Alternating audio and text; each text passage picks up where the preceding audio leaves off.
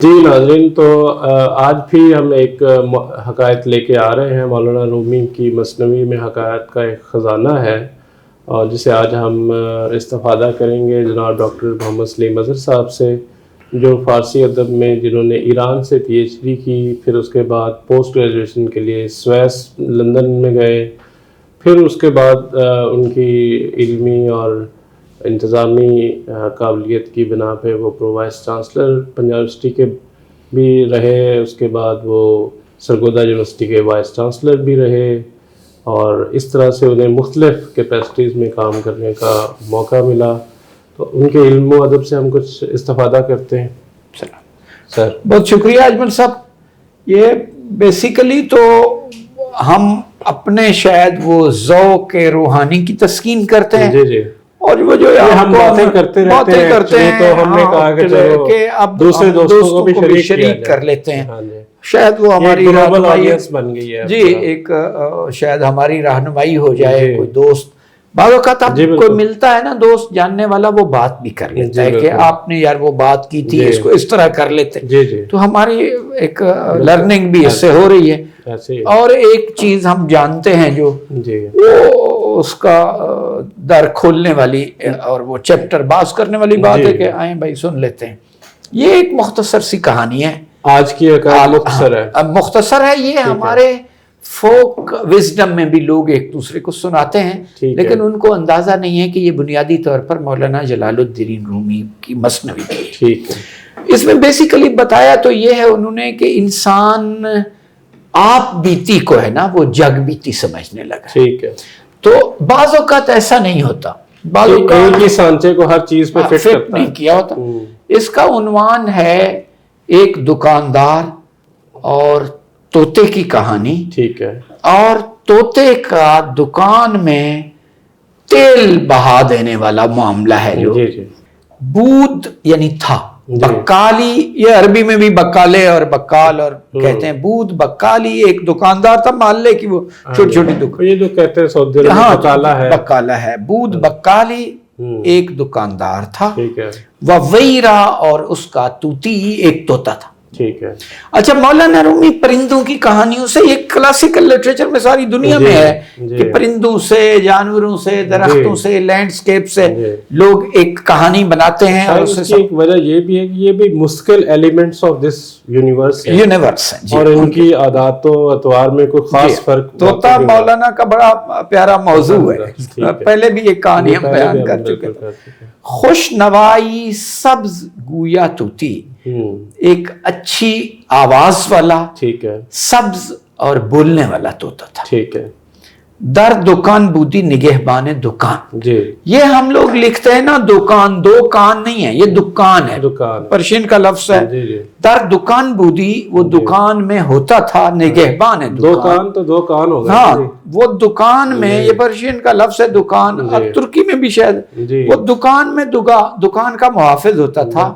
نکتے گفتی با ہمیں سوداگران، نکتے کہتے ہیں حکمت اور دانائی اور دلچسپی کی بات کو، جو کاف کتاب والے یا کلمن سے لکھا جاتا ہے، اور اس کی جمع نکات ہے، لوگ اس کا نکات کہہ رہے تھے، یہ نکات، اور قائد اعظم کے وہ 14 نکات تھے، نکات نہیں تھے۔ ٹھیک ہے، ہاں جی، چلے یہ بھی آج تو صحیح ہو گئی۔ ہاں، نکتے گفتی با ہمیں سوداگران، وہ تمام تاجروں سے، یہ جو کسٹمرز آتے تھے ان کی کیئر کرتا تھا۔ یہ اس زمانے میں یوں سمجھیں ایک انٹرٹینمنٹ والا معاملہ تھا، تو وہ حکمت کی اور پیاری باتیں کرتا تھا سب کسٹمرز کے ساتھ، خریداروں کے ساتھ، اور دکان پہ جو گاہک آتے تھے۔ کہتا ہے جست از سوئی دکان سوئی گریخت، وہ دکان سے لپکا، اڑا اور ایک طرف بھاگا، شیشے ہائے روغن گل رابریخ، وہ جو پھولوں سے نکلے ہوئے تیل کی جو بوتلیں رکھی ہوئی تھی وہ ساری گر گئیں۔ اب یہ ہے گر گئیں، اور ہوا کیا، اصل میں یہ مالک نے اس کو سکھایا ہوا تھا نا، مالک کے گھر بھی قریب ہوتے تھے مالک کی دکان۔ مالک ایک دن اس کو اپنی وہ گدی پہ بٹھا کے گھر چلا گیا کہ خیال رکھنا۔ یہ بیٹھا تھا، آپ صاحب ظاہر اس کے ہاتھ اور پاؤں تو نہیں تھے، نہ ہی اس طرح بول سکتا تھا، حکم دے سکتا تھا۔ یہ تو طوطا تھا، طوطا تھا، وہ اچانک ایک چوہا دکان سے نکلا، ٹھیک ہے، اس پر بلی لپکی تو یہ ڈر کے ٹھیک ہے، پھڑپھڑایا تو جا کے کہیں بوتلوں کو لگا، وہ گری اور سارا وہ اس سے تیل ہے جو بہہ گیا. جی تو یہ بتا رہا ہے، مختصر کیا ہے نا، جست از سوئی دکان، جی جست از صدر دکان سوئی گریخت بھی ہے جی کہ وہ دکان کی گدی سے لپکا جی اور ایک طرف بھاگا کیونکہ بلی اور چوہا آ گئے تھے، ڈر گیا. شیشے ہے روغن گل را بریخت، اس نے وہ پھولوں سے جو تیل نکالا ہوا تھا وہ بیچنے کے لیے رکھا ہوا تھا، اس کو گرا دیا اور وہ بہہ گیا. اس کے بعد وہ از سوئی خانے میں آمد خاجاش، خاجاش اس کا مالک گھر سے واپس آیا، گھر گیا ہوا تھا نا، بر دکان بے نشست فارغ خواجے وش، وہ دکان پر فری ہو کے مالکوں کی طرح ٹور کے ساتھ بیٹھ گیا، ایسے جیسے آقا بیٹھتا ہے. دید پر روغن دکان و جامع چر، اس نے دکان کو تیل سے بھرا ہوا دیکھا اور ساری جو کپڑے وغیرہ تھے وہ بالکل چکنائی والے ہو گئے تھے، چکنائی والے ہو گئے. بر سرش زد گشت توتی کلز زر، اس نے طوطے کے سر پر چوٹ ماری اور وہ اس چوٹ سے گنجا ہو گیا. گنجا روز کی چندی سخن کوتاہ کر، روز کی چندی کچھ دن، چند روز سخن کوتاہ کر اس نے باتیں چھوڑ دی، بات کرنا بند کر دی. مرد بکال از ندامت آہ کر، وہ جو دکاندار تھا وہ پچھتاوے اور پشیمانی کی وجہ سے فریاد کرتا تھا، آہیں بھرتا تھا. ریش بار می کندو می گفت ای دریغ، وہ اپنی داڑھی نوچتا تھا، ریش می کند نوچتا تھا، بال کھینچتا تھا، وہ می گفت اور کہتا تھا ای دریغ، حیف اور افسوس، کافتاب نعمتم شد زیر میخ. یہ کافتاب اصل میں مخفف کیا ہے کہ آفتاب، یہ نعمتم کہ میری نعمتوں کا سورج شد ہو گیا زیر میغ، بادل کے پیچھے. اچھا اصل میں وہ پرانے زمانے میں تو دکانوں میں یہ انٹرٹینمنٹ نہیں تھی، یہ طوطا بچے آتے تھے تو ان سے پوچھتا تھا کیا حال ہے، ٹافی لی ہے، آ گئے ہو، کل نہیں آئے تھے. یہ اس وقت ایڈورٹائزمنٹ اور ایسے جیسے میک ڈونلڈ کے باہر وہ ایک بنی سا کھڑا کر دیتے ہیں بندے کو پہنا کے، ہاں، اور وہ تو یہ طوطا اس یونیک ایک تھا نظام میں نا. اور دکانوں پر یہ نہیں تھا، تو بچے آتے تھے اپنے ماں باپ کو لے آتے تھے، پھر کوئی لیتے تھے، خوش ہوتے تھے. اب یہ جب ایسا ہو گیا تو بچوں کے بھی رد عمل ہو گیا کہ یہ ظالم نے اس کو مارا ہے، یہ چپ ہو گیا، اس کی دکان تو ڈیفالٹ کرنے کی طرف چلی گئی. تو یہ بیچارہ دکھی ہوتا تھا اور یہ یعنی اپنی داڑھی نوچتا تھا کہ میری نعمتوں کا سورج بادلوں کے پیچھے آ گیا، یعنی میری نعمتوں پہ تاریکی چھا گئی، میری نعمتیں ختم ہو گئی. دست من بے شکستے ہوتی ان زمان، کہ اس وقت میرا ہاتھ ٹوٹ گیا ہوتا. چن زدم من بر سرے ان خوش زبان، جب میں نے اس خوش لہان پیاری باتیں کرنے والے خوش آواز طوطے کے سر پر مارا تھا. اس وقت کاش ٹوٹ جاتا، میں ایسا کیوں کیا میں نے. ہدیہ میداد ہر درویش، وہ ہر درویش اور فقیر کو تحفے دیتا تھا. تابع یابد نت کے مرغ خیشتا، تاکہ شاید ان چیزوں سے صدقے اور منتوں سے وہ شاید اپنے پیارے طوطے کی آواز دوبارہ پا لے، وہ اس کی باتیں، وہ پھر باتیں کرنا شروع کر دے. بعد سے روزوں سے شب حیران و زار، 3 راتیں اور دن حیران اور پریشان اور دکھی ہونے کے بعد بر دکان بے نشست بت امیدوار، یہ دکاندار اپنی دکان پر مایوس ہو کے بیٹھا، یعنی 3 دن اور راتیں یہ مایوس اور دکھی ہو کے دکان پہ ایسے ڈس اپوائنٹمنٹ کی حالت میں بیٹھا ہوا تھا. می نمود ان مرغرا ہر گن شگفت، کہ وہ اس پرندوں کو لمحہ بے لمحہ ہر لحظہ نئی چیزیں دکھاتا تھا، عجیب چیزیں کہ خوش ہو جائے شاید. تاکہ باشد کندر آید او بے گفت، شاید ایسا ہو کہ وہ پھر بولنے لگ جائے. ٹھیک ہے، یہ منظر تھا کہ اس اسنا میں جو لکی ای سر برہنے میں گزر، اسی کیفیت میں وہ بیٹھا تھا تو ایک گدڑی پوش، ایک درویش گدڑی پوش جس میں وہ پٹے پرانا ایک گدڑی اوپر ڈالی ہوئی تھی، ننگے سر اس کا گزر ہوا، وہ گزرنے لگا. باز سرے بی منہ چو پشت تاس و تشت. باز سرے بی منہ بغیر بالوں والے سر کے ساتھ، وہ سر جو ایسے لگتا تھا جیسے کسی تسلے، پیالے اور تھال کی پشت، بالکل نیٹ اینڈ کلین، بالکل گنجا گنجا. توتی اندر گفتہ مدر زمان، اس کو دیکھا تو توتن فوراً بول اٹھا. جی.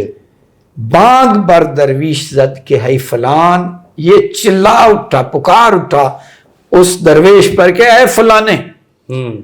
از چک ای کل با کلا نامیختی، اے کل گنجے کو کہتے ہیں، اے گنجے تو کس وجہ سے گنجوں سے آ ملا ہے، یعنی تو، میں گنجا ہوں، مجھ سے آ ملا ہے، میں گنجا ہوں، تو کیسے گنجے کے ساتھ آ ملا ہے.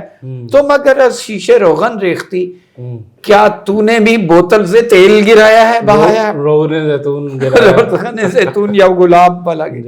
از قیاسش خندے آمد خلق، اس کے اس قیاس کرنے سے لوگوں کو ہنسی آیا گئی. کوچ خود پنداشت صاحب دل کرا، کہ اس نے اس گدری والے کو بھی اپنے جیسا سمجھا. وہی اسی پہ سانچا، اس نے سمجھا جو میرے ساتھ ہوا ہے نا، اس نے اپنی آپ بیتی کو وہ جگ بیتی اور اس فقیر کے ساتھ سمجھ لیا کہ میرے کار پاکان را قیاسس خود مگی.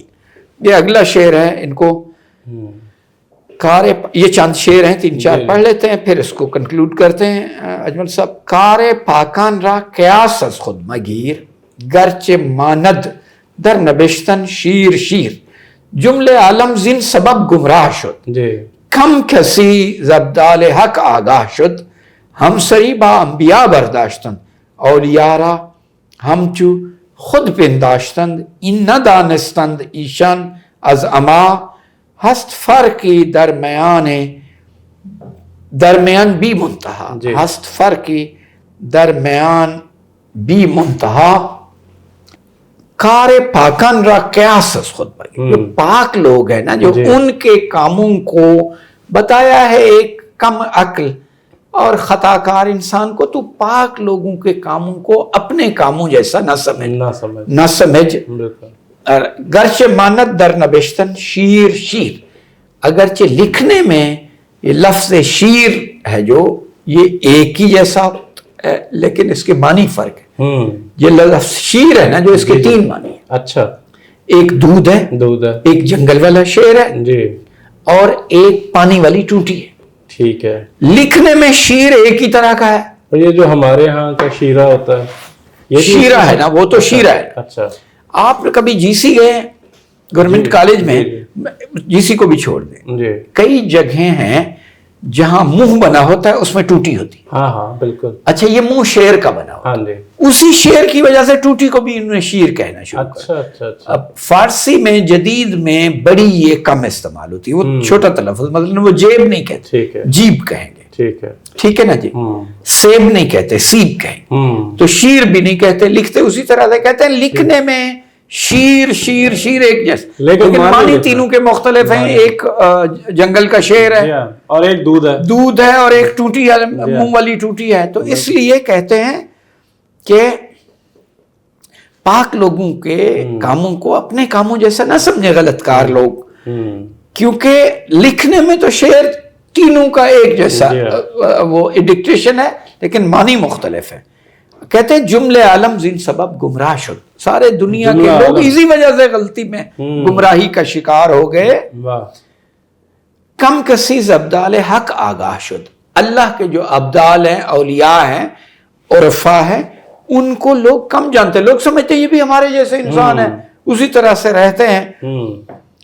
ہم سری با انبیاء برداشت، عام لوگوں نے جو حلال ہیں، لا علم لوگوں نے سمجھا ہم بھی پیغمبروں جیسے ہیں. اولیاء را ہم چو خود پنداشتن، انہوں نے اولیاء کو بھی اپنے سمجھا، اپنے جیسا شب. اور وہ کہتے ہیں اینک گفت اینک ما بشر ایشان بشر. وہ لوگ کہتے ہیں دیکھو وہ پیغمبر بھی انسان ہے، اولیاء اور صوفیہ بھی انسان ہے، اور ہم بھی انسان ہیں. ما ایشان بستے خوابی مخر، کہ ہم کھانے پینے کے مجبور ہیں، ہمیں کھانا پینا پڑتا ہے. ان نہ دانستند ایشان از اما، ہست فرقی درمیان بھی منتہا. وہ نادانی اور اندھے پن کی وجہ سے یہ نہ سمجھ سکے کہ عام انسانوں میں اور عرفا، صوفیاء، پیغمبروں اور علماء میں زمین آسمان کا فرق ہے. جیسے وہ کہتا ہے ہر دو گن زمبور خوردند از محل، دو بھیڑیں ہیں ایک ہی جگہ سے یہ کھانا کھاتی ہے. جی. لیک شد زن نیش و زندگی اصل، لیکن انہی بھیڑوں میں سے ایک جو کچھ کھاتی ہے اس کا شہد بناتی ہے اور دوسری زہر بناتی ہے. تو اس لیے بڑا فرق ہے. تو اس بنا پر آپ جو ظاہر دیکھ رہے ہیں یہ پرفیکٹ نہیں ہے. ہو سکتا ہے اس کا اور ہے، نیت کا دخل ہوتا ہے، نیت کوئی اور ہے. تو اس بنا پہ وہ کہتے ہیں ایک بھیڑ شہد بناتی ہے اور ایک بھیڑ دونوں ہی ایک جگہ سے پانی پی رہی ہوتی ہے ایک جگہ سے. اس لیے وہ کہتے ہیں یہ باطنی کیفیات ہیں، انسان کی روح کے سائیکل ہونے کے معاملات ہیں. اس طوطے کی طرح نہ بنے جس نے دیکھا کہ کوئی سارے گنجے شاید میری طرح سے ہیں. تو اس میں ان کا بھی جو ہے نا وہ روغن کے انہوں نے سمجھا کہ اس کے ساتھ بھی مرتبان گرائے ہوئے ہیں انہوں نے. تو ایسا نہیں ہے. اس لیے مولانا رومی یہ کہتے ہیں کہ جب آپ ظاہری ایک چیز کو دیکھیں تو ظاہر پر نتیجہ نہ نکال لیں، قیاس نہ کر لیں. یہ مختلف چیزیں ہوتی ہیں. اس کی سنجیدگی سے سوچیں. ہو سکتا ہے اس کی ڈیپتھ میں جائیں، ڈیپتھ سے ہی معنی کو سمجھنے میں مدد ملتی ہے. یہ مختصر سی کہانی یہی ہم ختم کرتے ہیں. جی. تو ناظرین یہ قصہ یہیں ختم ہوتا ہے اور اس میں ایک دلچسپ سبق جو چھپا ہوا تھا وہ ہمیں ملا. مزید ایسی دلچسپ کہانیوں اور کے لیے ہم مولانا رومی کی مثنوی پڑھ رہے ہیں. آپ بھی ہمارے ساتھ شریک ہو جائیے.